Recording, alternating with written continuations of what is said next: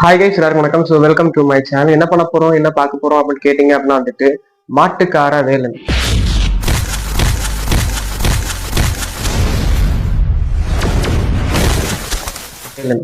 என்னடா இது அப்படின்னு கேட்டீங்கன்னா, எஸ், நம்முடைய எம்ஜிஆர் சார் நடிச்சிருந்த 1970ஆம் ஆண்டு வெளிவந்திருந்த நம்முடைய ராமசுவாமி, அப்புறம் வந்துட்டு அசோகன், அப்புறம் நம்முடைய எம்ஜிஆர் சார், நம்முடைய லட்சுமி மேம், நம்முடைய ஜெயலலிதா அம்மா, இவங்க எல்லாம் நடிச்சு இந்த படம் வந்து வெளில வந்துருந்துச்சு. ஏன், எதுக்காக இப்போ இதை பத்தி பேசணும் அப்படின்னு கேட்டீங்கன்னா, இந்த படம் ரீரிலீஸ் ஆயிருக்குது, தியேட்டர்ல இப்போ வந்துட்டு ஓடிட்டு இருக்குது. ஸோ பார்க்கணும்னு நினைக்கிறவங்க மறக்காம போய் தியேட்டர்ல விசிட் பண்ணி பாருங்க. அந்த அளவுக்கு நல்லா இருக்கா, அதை பத்தி கேட்கணும் அப்படின்னா வந்துட்டு பார்க்கணும் அப்படின்னா வந்துட்டு இந்த வீடியோவை ஃபுல்லா பாருங்க. வாங்க நாம வீடியோக்குள்ள போலாம்.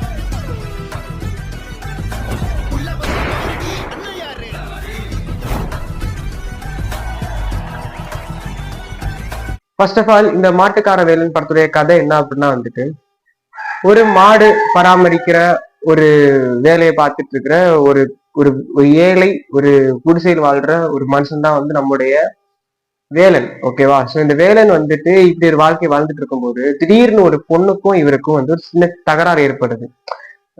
ரோட்டோரத்துல வந்துட்டு மாடு மேய்ச்சிட்டு இருக்கும்போது அது ரோட்ல எல்லாம் போய் நின்றுது. அப்புறம் வந்துட்டு கார்ல அவங்க வந்துட்டு இருக்கிறாங்க. ஸோ லக்ஷ்மி வந்துட்டு அதை பாக்குறாங்க. பார்த்துட்டு இது மாட்டை எல்லாம் ஓட்டி ஓட்டு சொல்லும் போது அவ வந்துட்டு சரி ஓட்டுறமா, கொஞ்சம் வெயிட் பண்ணுமா அப்படின்னு வந்துட்டு வேலன் நம்முடைய எம்ஜிஆர் சார் சொல்றாரு. சொல்லும் போது இவங்க வந்துட்டு ஓகேன்னு சொல்லிட்டு இருக்காம என்ன பண்றாங்க அப்படின்னா, குச்சியை எடுத்து மாடெல்லாம் அடிச்சிடுறாங்க. அடிச்ச உடனே அதுங்க எல்லாம் பதறி ஓடுது. உடனே நம்ம எம்ஜிஆர் சார் பொறுக்க முடியாம இவங்கள குச்சியாலே அடிச்சிடுறாரு. நான் தான் மாட்டுக்கார வேலை. இது வந்து அவங்களுடைய அப்பா லக்ஷ்மி, அவங்களுடைய அப்பாட்ட இந்த ஒரு விஷயம் போகுது. அவங்க வந்துட்டு ஆட்கள் அனுப்புறாங்க. அவங்க ஆள் அனுப்பி இவர் அடிக்க பார்க்கும்போது இவர் எல்லாரையும் அடிச்சு போட்டுறாரு. அடிச்சு போட்டதுக்கு அப்புறம் வேற வழி இல்லாம நைட்டு நேரத்துல வந்து இவருடைய குடிசையை எரிக்கிறதுக்காக வராங்க. குடிசையை எரிச்சிடுறாங்க.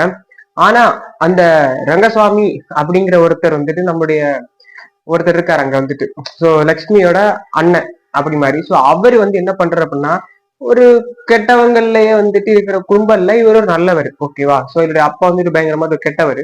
ஆனா இவர் ரொம்ப நல்லவர் இந்த பொண்ணோட சைட்ல. ஓகே, சோ பொண்ணோட சைட்ல ரொம்ப கெட்ட கோஷ்டி எல்லாம் இருக்குது.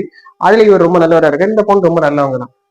பட் சில சுச்சுவேஷன்னால அதுக்கப்புறம் அந்த அவர் வந்து என்ன பண்றாரு அப்படின்னா வந்துட்டு இவரை பாதுகாக்கிறதுக்காக, இவரை ஹெல்ப் பண்றதுக்காக இவர் அந்த வீட்டுல இருந்து கூப்பிட்டு போயிட்டு அப்படி இப்படி அணிந்து விட்டுறாரு. ஸோ அதுக்கப்புறம் தன்னோட கோட்டு சூட்டெல்லாம் கொடுத்து இதை போட்டுட்டு போ, அப்ப வந்துட்டு யாருக்கும் நடனம் தெரியாது அப்படின்னு இருந்துட்டு போட்டு விட்டுறாரு. கடைசியில ஒரு டைம்ல வந்துட்டு எனக்கு ஒரு வக்கீல தெரியும், உன் வீட்டை எரிச்சிட்டாங்கல்ல, என் அப்பனை பழி வாங்கியே ஆகணும், அதுக்கு நீ எனக்கு ஹெல்ப் பண்ணணும் அப்படின்ட்டு சுந்தரம் அப்படிங்கிற ஒரு கேரக்டர் அந்த படத்துல வந்துட்டு சொல்லுது. என்னோட அப்பா பழி வாங்குறதுக்கு நீ கேஸ் கொடுத்து அதை கோர்ட்ல கொண்டு போனேன் அப்படின்னா வந்துட்டு சாட்சி நானும் சொல்லும் போது அது பயங்கரமா வந்துடும், எங்க அப்பா ஜெயிலுக்கு போயிடும் அப்படின்னு சொல்றாங்க. அந்த வக்கீலோட வீட்டுக்கு போனதுக்கு அப்புறம் வந்துட்டு இன்னும் ஒரு மிகப்பெரிய ட்விஸ்ட் அங்க ரிவீல் ஆகுது.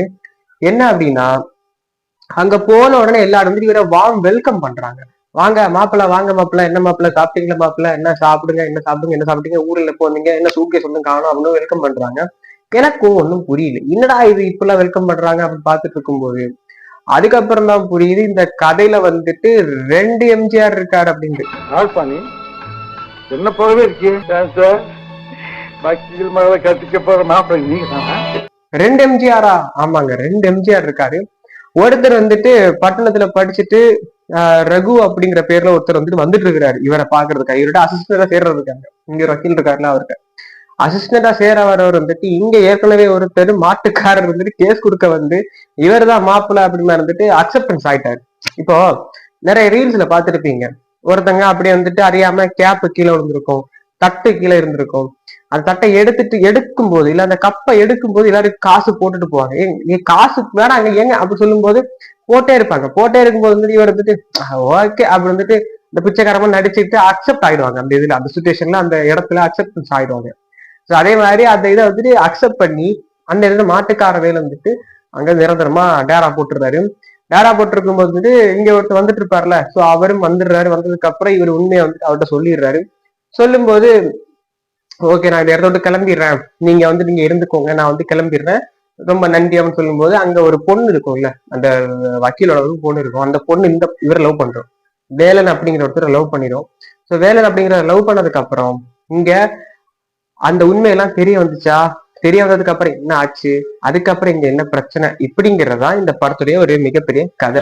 தகப்பன் தற்கொலை பண்ணிக்கிட்டு சாகல, நாகலிங்கம் தான் கொண்டு. எனக்கு இந்த படத்தை பார்க்கும்போது வந்துட்டு இந்த கதை ஓரியன்டட் எல்லாமே ரொம்ப பிடிச்சது. நிறைய படத்துல பார்த்ததை விட இந்த படத்துல வந்துட்டு எல்லாமே யதார்த்தமா இருந்துச்சு. சில விஷயங்கள் பதார்த்தமா இருந்தாலும் முக்காவாசி விஷயங்கள் வந்துட்டு யதார்த்தமா இருந்தது. எனக்கு உண்மையிலேயே ஆச்சரியமா இருந்துச்சு.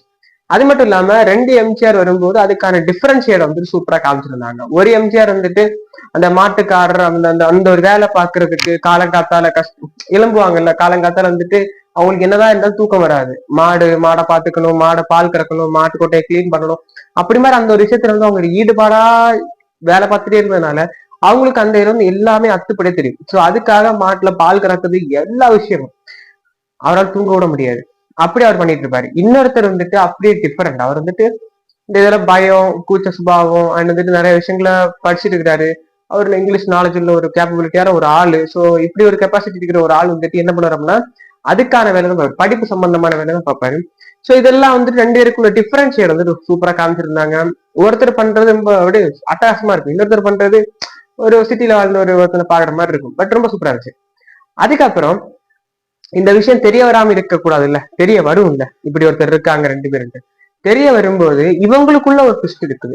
நான் யாரு, இங்க என்ன பிரச்சனை, அப்படி மாதிரி ஒரு ட்விஸ்ட் இருக்குது. சோ அதுவும் அதெல்லாம் சேர்ந்து வந்துச்சு.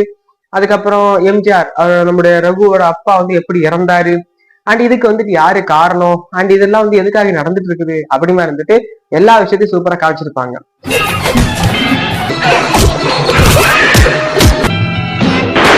இப்ப உள்ள தமிழ் சினிமால வந்துட்டு என்ன அப்படின்னா, இப்போ ஒரு விஷயம் நடக்க போகுது. இப்போ என்ன அப்படின்னா வந்துட்டு நான் கே.எஸ். ரவிக்குமார் சார் வந்து பேசி பார்த்தது, அது நிறைய பேருக்கு அவரு சொன்னது அப்படி இருந்திருக்கு. இப்ப நான் இங்க நிக்கிறேன், ஓகேவா, நான் இப்ப வீடியோ எடுத்துட்டு இருக்கிறேன், ஆனா நான் சொல்ல மாட்டேன். இப்ப நான் சொல்லாம இப்ப நான் இங்க வந்துட்டேன், எல்லாருக்கும் வணக்கம் அண்ட் வெல்கம் டு சேனல், இப்படி பேசிட்டு இருக்கிறது ஓகே, வீடியோ பேசிட்டு இருக்கா அப்படிங்கிறது உங்களுக்கு தெரிய வருது. ஆனா ஷார்ட் பிலிம்ல வந்து என்ன அப்படின்னா வந்துட்டு இப்படி வந்துட்டு ஓகே நாம இப்ப வீடியோ எடுக்கணும், மறந்துட்டேன், ஓகே வாங்க எல்லாருக்கும் வணக்கம் அண்ட் வெல்கம் டு சேனல், அப்படி இந்த மாதிரி சொல்றோம் பாத்தீங்களா.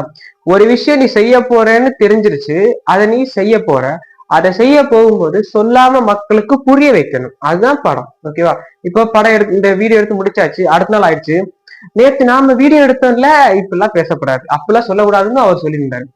ஒண்ணு முடிச்சாச்சு, இப்போ ஒரு விஷயம் பேசியாச்சு, அந்த விஷயம் அங்க பண்ணியாச்சு, அது ஆடியன்ஸுக்கு புரிஞ்சிருச்சு. அதுக்கப்புறம் அடுத்த நாள் வந்துட்டு அதை சொல்றதை விட அதை காமிக்கிறது பெட்டர்.